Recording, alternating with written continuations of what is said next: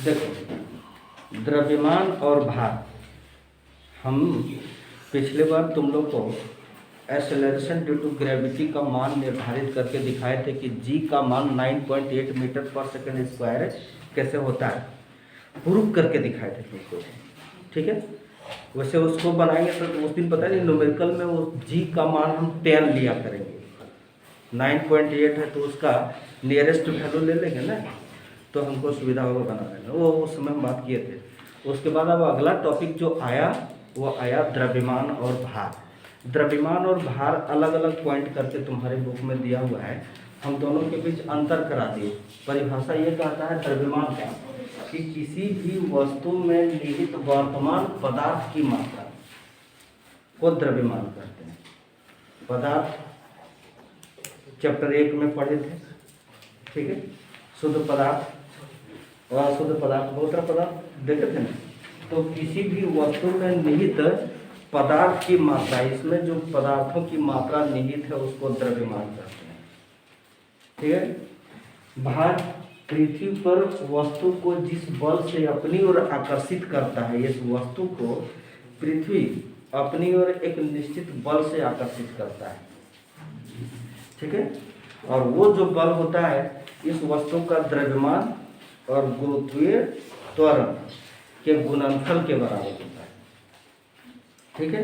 पृथ्वी किसी वस्तु को अपनी ओर किस बल से आकर्षित करता है हम तुमको बता देते हैं। 1 केजी का अगर बटखरा तुम्हारे पास है, 1 केजी का बटखरा है ना? नहीं, तो पृथ्वी उस 1 केजी बटखरा को अपनी ओर किस बल से आकर्षित करेगा वो देखिए। 1 केजी गुने 9.8 मीटर पर सेकंड करोगे, क्लियर। तो इसको अगर मल्टीप्लाई करेंगे तो 9.8 न्यूटन बल से अपनी ओर आकर्षित करता है। पता होना चाहिए कि F is equal to mg, F is equal to ma। ये तो हमने चैप्टर 8 में देखा था, नहीं चैप्टर 9 में देखा था। और ये वही चीज है, फर्क इतना है कि ये जो जी है वो गुरुत्वीय त्वरण है। पृथ्वी उसी बल से किसी भी वस्तु को अपनी ओर आकर्षित करता है। तो 1 केजी पत्थर को पृथ्वी जिस आकर्षित बल से अपनी ओर आकर्षित करता है वो ये है। ठीक है। भले तुम इसको 1 इंटू अगर 10 कर दोगे तो फिजिक्स में कोई फर्क उतना नहीं पड़ता है, बुझे कि नहीं। लेकिन ये फिर तुम निकालोगे कि 5 केजी वस्तु का है तो 5 गुने 9.8 कर सकते हो, अपनी ओर आकर्षित करता है, तो उसको हम लोग भार कहते हैं। ध्यान से सुनना है। आगे बढ़ते हैं। द्रव्यमान को भौतिक तुला द्वारा तोला जाता है। ये भौतिक तुला हम लोग जो मार्केट में देखते हैं बाजार में, नहीं कहीं डिजिटल है तो कहीं एनालॉग है, तराजू, ठीक है, जो अपने घर में रखे भी हैं। और एक कमानीदार तुला होता है जिससे भार को तोला जाता है, वो अलग प्रकार का होता है। द्रव्यमान को केजी से मापते हैं।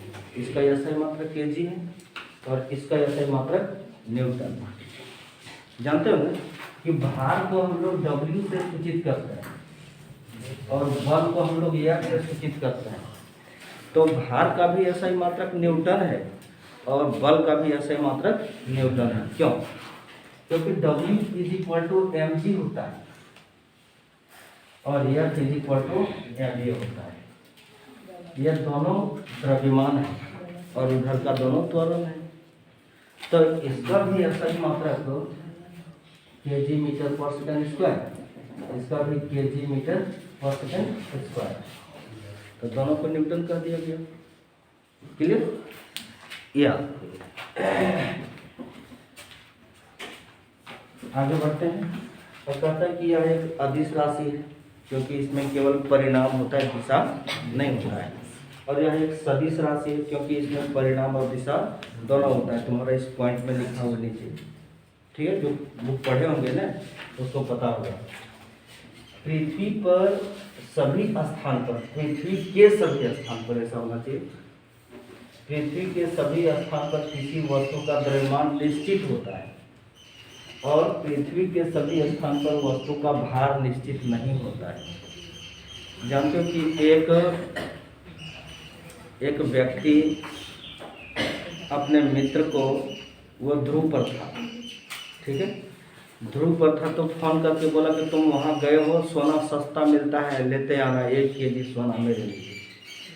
और ये व्यक्ति बैठा हुआ था केंद्र पर, ध्रुव से बाहर, और वो था वहाँ पर, लेते आया सोना, और यहाँ आया, सोना दे दिया अपना दोस्त को, और दूसरे को जब वो चला गया तब वो तौल करके देखता है तो उसका भार कम हो गया।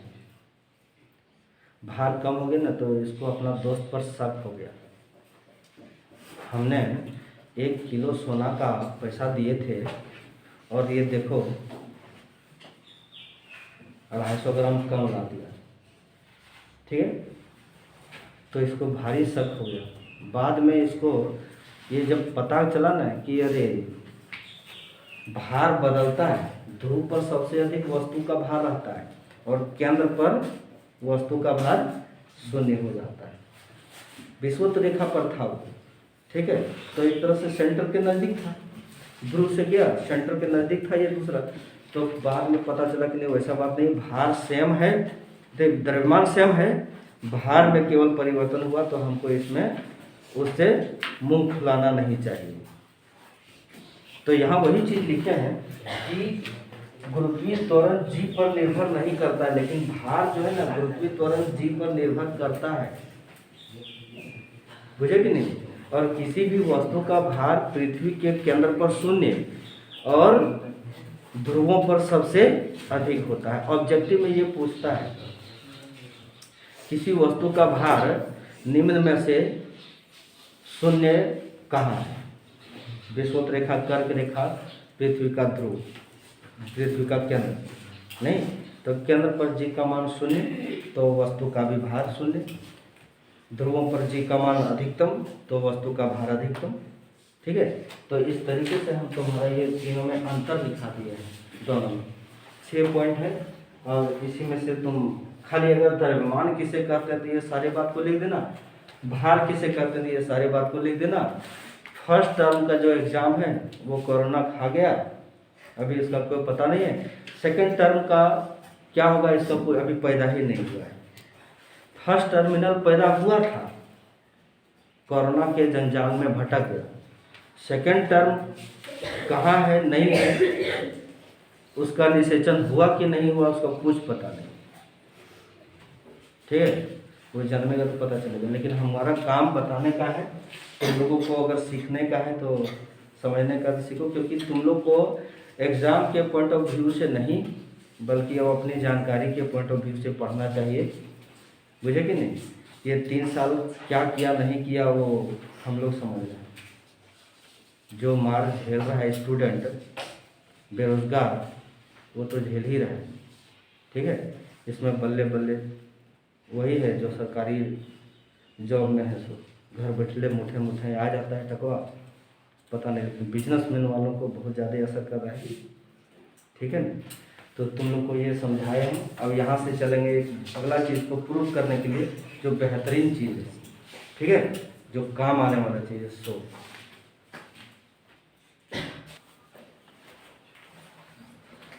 आते हैं हम लोग एक अगला चीज में कि किसी वस्तु का चंद्रमा पर भार पृथ्वी पर के भार का 1/6 गुना होता है। अगर इसी क्वेश्चन को हम मोड़ करके कहते हैं किसी वस्तु का पृथ्वी पर भार चंद्रमा पर के भार का 6 गुना होता है, ऐसे भी तो बोला जा सकता है। क्वेश्चन को किसी तरह से घुमा के दे देगा। किसी वस्तु का पृथ्वी पर भार चंद्रमा पर के भार का 6 गुना होता है। हमने यहाँ लिखा किसी वस्तु का चंद्रमा पर भार पृथ्वी पर के भार का 1/6 गुना होता है। दोनों कहने का मतलब एक ही है कि नहीं। तो क्वेश्चन को किसी तरह से भी मोड़ करके दे सकता है। एक वस्तु लीजिए m द्रव्यमान का, और पृथ्वी पर अगर रखे तो हमने पाया पृथ्वी के बीच, उस वस्तु और पृथ्वी के बीच जो लगने वाला गुरुत्वाकर्षण बल है, हमने उसको F1 से डिनोट किया, ठीक है। Gm1m/r², ये गुरुत्वाकर्षण के सार्वत्रिक नियम जो था उसमें ये फॉर्मूला हम तुमको बताए थे। तो ये जो G है वो गुरुत्वीय स्थिरांक है, m1 को हमने पृथ्वी का द्रव्यमान माना, स्मॉल m जो है वो वस्तु को जो पृथ्वी पर रखे हुए हैं उसका द्रव्यमान है, और ये r जो है वो पृथ्वी की त्रिज्या है। अब उसी वस्तु को फिर उठा करके कहाँ ले गए? चंद्रमा पर। m द्रव्यमान का वस्तु को पृथ्वी पर रखे तो उसका गुरुत्वीय बल ये मिला, तो समीकरण ये। अब उसी वस्तु को उठा करके चंद्रमा पर ले गए तो चंद्रमा पर भी एक गुरुत्वीय बल काम कर रहा है, यही F2, ठीक है, जी m2 m बटे r²। ये जी गुरुत्वीय स्थिरांक वहाँ भी लगेगा, यहाँ भी लगेगा, सेम लगेगा। m2 चंद्रमा का द्रव्यमान को माने, m जो है वो उसी वस्तु को उठा करके कभी पृथ्वी पर ला रहे हैं तो कभी चंद्रमा पर ले रहे हैं। साइंटिस्ट लोग यही करता है, कभी वस्तु को उसमें रखा, कभी उसको उसमें रखा, कभी इसमें रखा, प्रयोग पर प्रयोग करते रहता है, एक्सपेरिमेंट हो रहा है। नहीं, उसी के व्यू से इसी m द्रव्यमान वाले वस्तु को यहाँ भी रखा और यहाँ भी रखा, तो वो वस्तु का द्रव्यमान हो गया r। ये हो गया चंद्रमा की त्रिज्या। गौर करने वाली बात यह है कि हमको करना क्या है कि समीकरण 1 और 2 से, चूंकि हमको अनुपात में लाना है ना, ठीक है, इसलिए हम दोनों के बल को अनुपात में कर देते हैं। समीकरण 1 और 2 से F1 = G m1 m बटे r², फिर यहाँ पर G m2 m बटे r²। प्रॉब्लम है किसी को? यहाँ हमने जो किया ये F1 का मान ये था तो उसमें हमने यहाँ पुट किया, ठीक है, और F2 का मान ये था तो हमने यहाँ पुट किया। थोड़ा अगर लिख दें हम ऐसे करके F1 बटे F2 और यहाँ इक्वल टू करें तो तुमको ज़्यादा स्पष्ट समझ में आ जाएगा। क्या जगह को बचाते हुए हमको आगे बढ़ना है इसी में से। अब यहाँ पर चलते हैं, F1 बटे F2 = G m2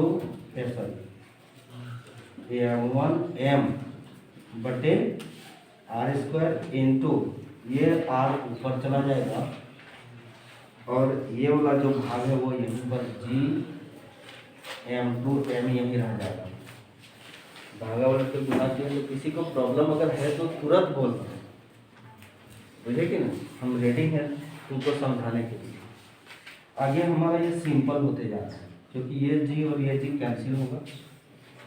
वस्तु का द्रव्यमान चंद्रमा पर रखो चाहे पृथ्वी पर रखो सेम रहता है, बदलता नहीं। अभी द्रव्यमान का तुमको दिखाया था ना, अंतर नहीं बदलता है कभी भी कहीं भी, तो वो दोनों m कट जाएगा। बचा मेरे पास F1 बटे F2 = m1 r² बटे m2 r²। यही ना बचा हुआ है। एक चीज देखना तुम लोग को, हम जरा से यहाँ सिंपल करने जा रहे हैं इसको प्रूव करने के लिए। जो बुक में जैसा किया है ना वो थोड़ा लेंदी है, हम तुमको ये आसान कर दे रहे हैं, उससे ज़्यादा आसान, ठीक है। हम गौर करेंगे पृथ्वी का द्रव्यमान कितना है। पृथ्वी का द्रव्यमान हमने देखा रियल में होता है 5.98 × 10⁻24 kg, और अगर नियरेस्ट वैल्यू में हम लें तो नियरेस्ट वैल्यू क्या हो जाएगा, 6 × 10⁻24 kg हो जाएगा ना नियरेस्ट वैल्यू, ठीक है, जो कि हमने पढ़े थे पहले मैथ में। नियरेस्ट वैल्यू कब से कब तक का बोल, दशमलव के बाद अगर 0.5 रहे या 5 से ऊपर रहे तो एक अंक बढ़ा देते हैं। जैसे 1.5 रुपया कोई देगा नहीं, देगा तो 2 रुपया, ठीक है, लेकिन अगर 1 रुपया 30 पैसा है ना तो 2 रुपया नहीं देगा, 1 रुपया देगा। नियरेस्ट वैल्यू यही कहता है। आज राउंड फिगर में सबको बोलता है राउंड फिगर में बोलिए, ठीक है, तो हमने राउंड फिगर ले लिया इसका। अब इसकी जो त्रिज्या है क्योंकि वो यहाँ पर 98 था, 98 पैसा, यहाँ 37 पैसा, तो इसका नियरेस्ट वैल्यू कर दिया है 6 × 10⁻6 मीटर, या कि नहीं, ठीक। इसका नियरेस्ट वैल्यू कर दिया 7 × 10⁻22 kg, 36 पैसा नहीं दे करके 7 टका देगा। इसका नियरेस्ट वैल्यू कर देगा 2 × 10⁶ मीटर। पृथ्वी का द्रव्यमान और चंद्रमा के द्रव्यमान में कितने का अंतर है वो बताते हैं। पृथ्वी का द्रव्यमान और चंद्रमा का अधिकतम वैल्यू 7 - 6 × 10⁻24 - 22 तो 1 × 10⁻2 यानी 100 गुना। तो हमने यहाँ पर लिखेंगे हम कि पृथ्वी का द्रव्यमान चंद्रमा के द्रव्यमान का 100 गुना है ना, 100 गुना बड़ा, मतलब 100 को चंद्रमा मिलाएंगे तो ये को पृथ्वी बनेगा। उसका वो कहने का मतलब है। क्लियर? हमने लिखा पृथ्वी का द्रव्यमान चंद्रमा के द्रव्यमान का 100 गुना। इसका मतलब ये है कि m1 जो है वो 100 × m2 के बराबर। इसको तुम लोग समझना। ये पृथ्वी का द्रव्यमान और ये चंद्रमा का द्रव्यमान, क्या कोई चंद्रमा मिलाएंगे तो 100 पृथ्वी बनेगा, 100 को चंद्रमा। तो 100 गुने m2 मैंने 100 गुने चंद्रमा 100 को मिलाया तो एक पृथ्वी बना है। तो 100 गुना कैसे हुआ हमने तुमको यहाँ लिखा है। 6 में से 7 में से 6 जगह 1 बचेगा और 10⁻24 और 10⁻22 माइनस करेंगे तो 10⁻2 माने 10 गुने 10 100। समझना बात को, ठीक है? फिर तुमको उससे ज़्यादा आसान ये लगेगा, नहीं मिटाएंगे उसको, रखेंगे। ये हो गया हमारा। आगे बढ़ते हैं, त्रिज्या की बात करते हैं। अब त्रिज्या कितना गुना जाती है? जब पृथ्वी 100 को चंद्रमा को मिलाएंगे तो ये वो पृथ्वी बनेगा तो त्रिज्या भी तो बड़ा हो जाएगा। कितना बड़ा होगा तो देखो। अब दोनों पर पावर 6 तो 6 - 6 = 0 है। और यहाँ पर हो जाएगा 6 × 2 6 - 2 सॉरी गुने 10⁻6 - 6 हमने 24 - 22 किया था है। यहाँ 6 पर 10⁻6 यहाँ भी हो गया, यहाँ भी तो कितना हो गया 4 गुने 10⁻0 तो 4 गुने 10⁻1 तो क्या हो यहाँ पर 4। माने पृथ्वी की जो त्रिज्या है वो चंद्रमा के त्रिज्या का 4 गुना। हम उसी चीज को यहाँ नोट करेंगे, इसको मिटा देते हैं। ये तुमने समझ गया इसलिए मिटा देते हैं क्योंकि आगे चल करके खैर को बनाना है।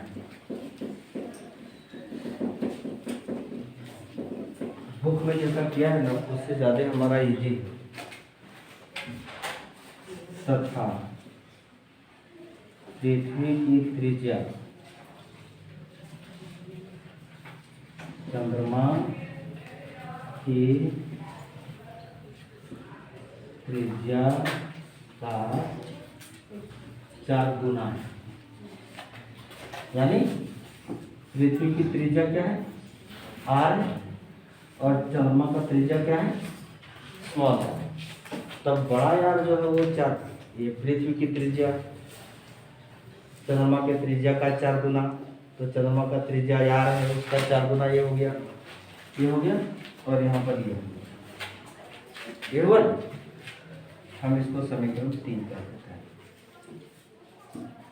ध्यान देना, किसी को प्रॉब्लम है तो पूछ सकते हैं। 100 गुना कैसे हुआ वो दिखाए, 4 गुना त्रिज्या कैसे हुआ वो भी दिखाए। और समीकरण 3 था, समीकरण 3 से क्या है कि F1/F2, ये F1 पृथ्वी पर लगने वाला बल, F2 चंद्रमा पर लगने वाला बल इज इक्वल टू M1 के जगह पर क्या हम 100 M2 लिख सकते हैं कि नहीं? M1 के जगह पर 100 M2 लिख दो। और R2 को R4 रहने दो, वो कुछ नहीं किए। ठीक है, अब यहाँ पर M2 का M2 रखो यहाँ। गुड मॉर्निंग गुरुजी। हाँ चलो, M2 का M2 रखे। ठीक है, रिकॉर्डिंग भी होगा। हाँ देखबे देख लो जी। बैठे तो बेटा, नहीं नहीं ठीक है ठीक बैठने तो ठीक है ठीक। तो बैठे कम से कम, तो बैठे कम से कम, ध्यान दो इधर हम बैठिए। ठीक है, हमने M2 को M2 ही रखा। ये R जो है वो पृथ्वी की त्रिज्या है। पृथ्वी की त्रिज्या जो है वो चंद्रमा के त्रिज्या का 4 गुना है। तो हम यहाँ पर 4R का हम स्क्वायर करेंगे। करेंगे ना करेंगे, चलो ठीक है। ये हो गया पृथ्वी का द्वारा लगने वाला बल और ये चंद्रमा पर लगने वाला बल। 100 M2 R स्क्वायर बटे M2 इंटू 4 चौके 16 R स्क्वायर। ये R स्क्वायर ये स्क्वायर कैंसिल, ये और ये कैंसिल। क्लियर? थोड़ा सा और जगह हमको चाहिए था। F1 बटे F2 इज इक्वल टू, अब 100 बटे 16। 100 बटे 16 को तुम भागा कर दोगे तो 16 छक 96, 10 मान लो। आगे बढ़ो, भागा दिए बेटा इसको।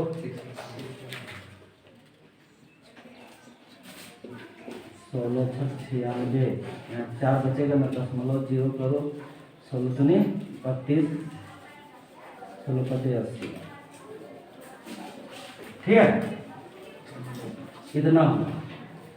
फिर वही बात करेंगे हम नियरेस्ट वैल्यू वाला। तो हम केवल इसको राउंड फिगर में लेंगे तो कितना लेंगे, और हमारा F1 बटे F2 इज इक्वल टू कितना आ गया, 6 आ गया। क्रॉस मल्टीप्लिकेशन अगर हम करते हैं तो F1 is equal to 6F2, और यदि F2 हम करते हैं तो F1 बटे 6 होगा या नहीं होगा। तुम लोग देख करके हमको जरा यहाँ समझाओ। हमने तुमको बोला था कि किसी वस्तु का चंद्रमा पर भार पृथ्वी पर के भार का 1/6 गुना होता है। तो किसी वस्तु का हमने पृथ्वी पर जो भार रखे हैं वो चंद्रमा पर के भार का यहाँ पर 6 गुना है। लेकिन अगर चंद्रमा पर अगर भार कहें तो पृथ्वी पर के भार का 1/6 गुना हुआ ना। एक ही क्वेश्चन है, अगर यहाँ पृथ्वी कर दें तो यहाँ चंद्रमा करना होगा, यहाँ 6 गुना होगा, 1/6 गुना नहीं। लेकिन अगर चंद्रमा पर भार कहें तो पृथ्वी पर के भार का 1/6 गुना। तो हो गया हमारा यह प्रूफ में। तो पृथ्वी पर का भार हमारा F1 था, ठीक से लिखना चाहिए, बटे 6। ठीक है, इसी को तुम्हारे बुक में ऐसे लिखा होगा 1/6 F1। एक ही चीज है। बार बार तुमको हम क्वेश्चन को घुमा करके मोड़ करके कह रहे हैं कि किसी वस्तु का पृथ्वी पर भार चंद्रमा पर के भार का 6 गुना होता है। किसी वस्तु का चंद्रमा पर भार पृथ्वी पर के भार का 1/6 गुना होता है। तुम्हारे बुक में जो कैलकुलेशन है वो जटिल है, देख सकते हो। हम तुमको मोड़ दिए यहाँ से कि पृथ्वी का जो द्रव्यमान है वो चंद्रमा के द्रव्यमान का 100 गुना होता है। हम यहाँ से तुमको दिखा दिए कैसे 100 गुना होता है, त्रिज्या 4 गुना होता है। फिर हमने यहाँ पर करके दिखाया, जो कि यहाँ रफ किए थे, वो समझ में आया था तुम लोग को। तो इस तरीके से हमारा ये क्वेश्चन हल हो गया। क्लियर? और एक गुरुत्वाकर्षण का एकदम बेहतरीन टॉपिक था जो हमको लग रहा था कि कब बता रहे, व्याकुल हो गए थे बताने के लिए।